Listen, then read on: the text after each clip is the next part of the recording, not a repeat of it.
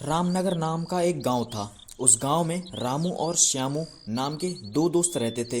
रामू की उम्र 15 साल और श्यामू की उम्र 10 साल थी। एक दिन वो गांव में घूम रहे थे कि रामू बोला। चल श्यामू, जंगल में घूमने चलते हैं। श्यामू भी मान गया और दोनों जंगल की ओर चल दिए।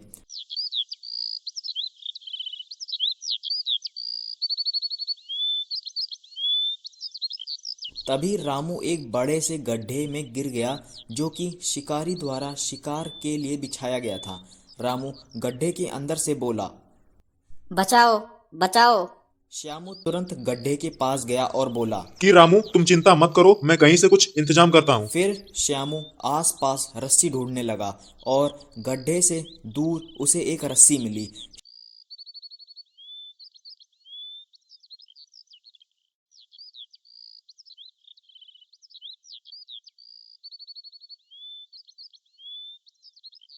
श्यामू तुरंत रस्सी को रामू को दिखाकर बोला।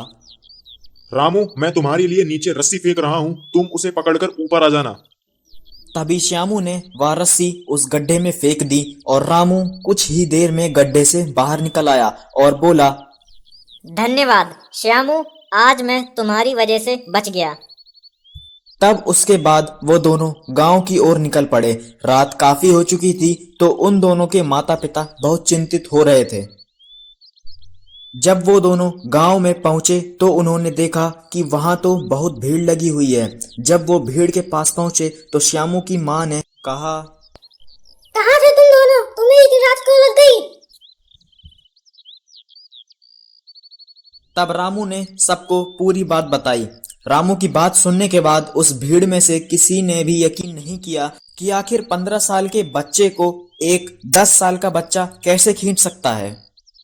तभी पता नहीं कहां से एक बूढ़ा व्यक्ति आता है और बोलता है कि बात यहाँ करने या ना करने की नहीं है, और बात खींचने की है कि 10 साल का बच्चा एक 15 साल के बच्चे को कैसे खींच सकता है।